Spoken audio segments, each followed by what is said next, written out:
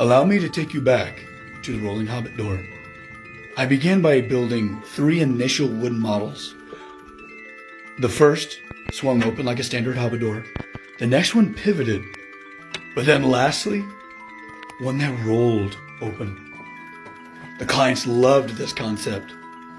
These 3 designs are the hinged, these 3 are the pivoting, and then lastly, the rolling. I went through many sleepless nights going over the gearworks in my head, and I ended up redesigning the rolling concept so it could be open from either side, and they loved it. Oh, I can't wait to show you this entire build, but we finally arrived on this design with this transposed over it.